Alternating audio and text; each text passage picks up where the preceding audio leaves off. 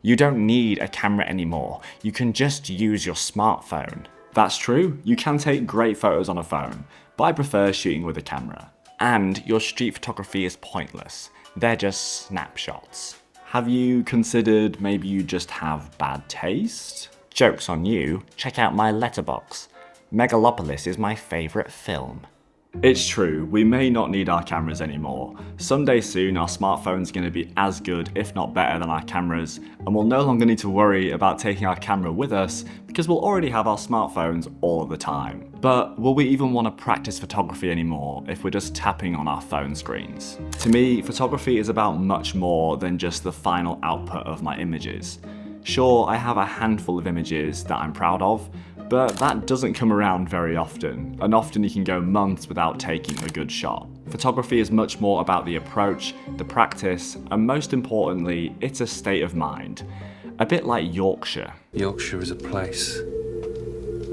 Yorkshire is a state of mind. Have you ever spent a day walking around with your camera with a group of photographers versus with a group of non-photographers?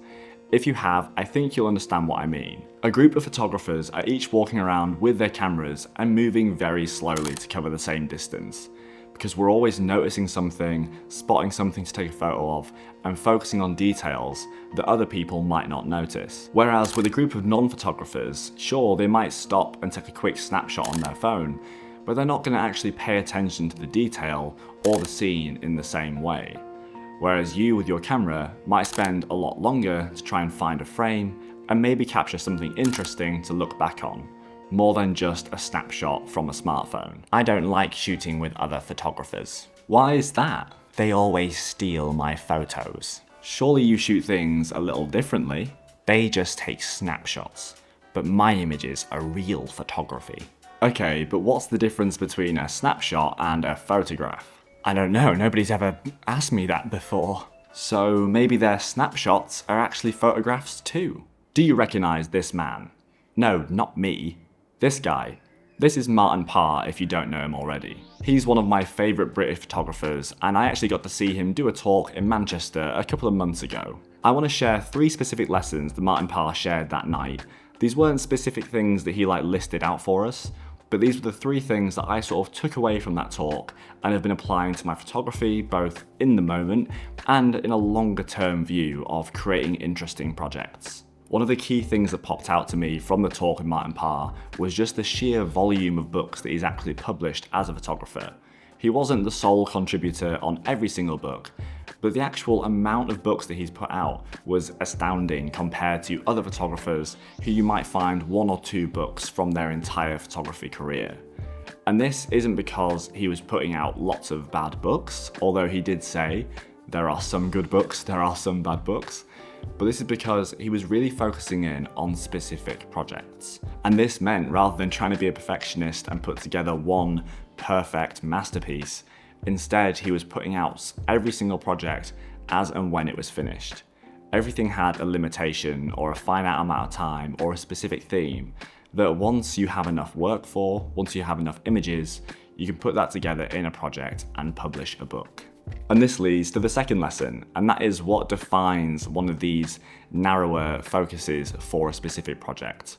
And that comes from, I think, Martin Parr's ability to trust his weird ideas, which is something I've actually talked about in the past. Some of his projects like The Last Resort, Auto Portrait, and Common Sense, I think stand out as really laser focused and peculiar projects that when you look back at them feel like an obvious classic, whereas at the time may have been hard to pitch to normies. Normies are what we call non-photographers. Keep up. And part of the reason that each of these projects work is because they each tell complete stories without the use of words. Just by collecting the right images over the right period of time and sequenced in the right order, you can tell a very interesting story in one collection without needing to write a single word, besides maybe a foreword. The third lesson from Martin Parr is not being in a hurry. Sure, he completed a lot of projects, but his approach to life as a photographer was much slower. I could make a project like that, but I don't want to. Oh, that's good. Well, what would your focus be? I was thinking dogs, maybe on a footpath. Great. Well, what's stopping you? Oh, you know, it's been done before. Like, a lot. That doesn't mean you can't do something different. Just try and think outside the box. How do I do that? Well, you can start by hitting the subscribe button and liking this video. Have you ever intentionally limited your resources while shooting? You've probably done what I've done a lot, and that is sticking to one camera and one focal length, and just pushing yourself to shoot with that focal length for however long you're away with your camera. And weirdly, while I'm here in Australia, I've actually gone in the opposite direction. I've got 2 cameras here, and I'm filming on a 3rd. This is the most cameras I've ever taken with me on a trip anywhere. And I've been carrying all of these cameras together in my 4-litre moment sling.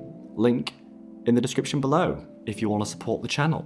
Because I'm away for 2.5 weeks and I couldn't predict exactly what I was going to need in different situations, I decided to bring with me more than I usually would. And typically I am someone who does limit myself to a camera and a prime lens. But I decided for this trip, I wanted to bring some film, because I'm shooting some specific film on this camera, and my 35mm Canon lens on the Canon L3. And then I also wanted to bring some Micro Four Thirds digital goodness with the Lumix 20mm, and also the 14mm to give me that 28mm and 40mm equivalent focal lengths. And then of course I have my A7C II, that I primarily bought for this purpose, just so I can shoot videos, get B-roll, you know, all the YouTube stuff. But I've actually found myself shooting a lot with the A7C II. It's actually been quite funny because in the past I would usually get worried about which camera am I taking today, which camera am I taking today. But with the help of my moment sling, again, linked below, I have actually been carrying with me the A7C and my zoom lens, and then one of my more photocentric cameras at each time. And I've really been kind of choosing that depending on the lighting conditions and which film stock I'm currently shooting on in the L3. And that has actually really simplified the way I'm shooting. I've been focusing on shots on film, and then getting backups on digital, and getting video to kind of support maybe a video for that film at some point. And while I don't have any of my film developed right now, luckily I've been editing all of my images using my film simulation presets. And you can pick up my Kodak film stock presets, my Fujifilm film stock presets, and my naturally filming presets. And you can save by buying all 3 packs together in the 3-pack bundle, and viewers of this video can use this unique code to save an extra 20% at checkout. These are some of the best film simulation presets you can buy, and I use these in 100% of the images you see me share online, including on my website portfolio and the images you'll see in my email newsletter. I have to ask you something. When was the last time you shot an image and immediately thought to yourself, damn, now that's a keeper? Was it yesterday? Was it last week? Last month? Or maybe even last year? And trust me, that happens. Until maybe a month or so ago, I hadn't shot anything good in 2025. And luckily this morning I shot something else, which will happen when you go out for sunrise, if I could just wake up at 5 AM every single day. But sometimes, for months, you don't shoot anything. It happens to all of us. I've talked about this a lot in the past, and I think it's something that pops up again when you're going somewhere new and shooting different things. And that is going off of your own beaten path. If we're all shooting the same streets, the same cities, the same subjects on a regular basis, there can be benefits. You really get in tune with that area, you learn where people go, what they do, what the environment is like. But sometimes it can leave you feeling quite bored and just, it feels quite monotonous and mundane.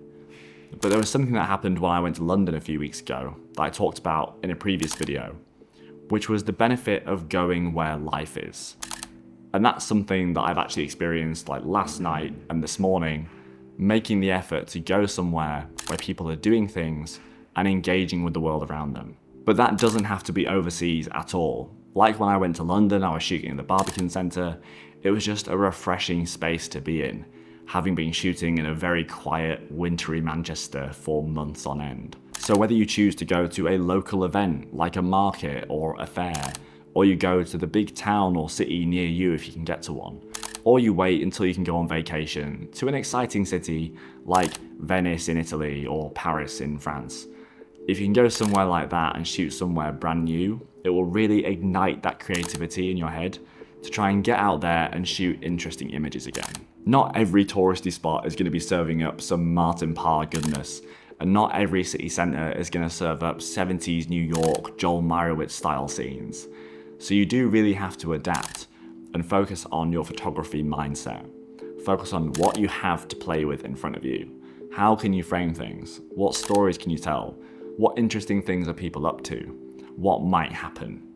And you need to really focus on collecting as many images as possible, because you never know what might happen and how those images might age over time.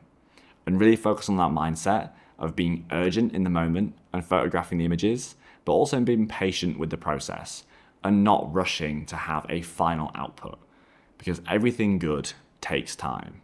Oh, you're still here? Well, seeing as you're still here, you might as well drop a like on this video and subscribe to the channel. And if you're interested in more videos like this one, you should check out this video here on why your street photography might not be good enough yet.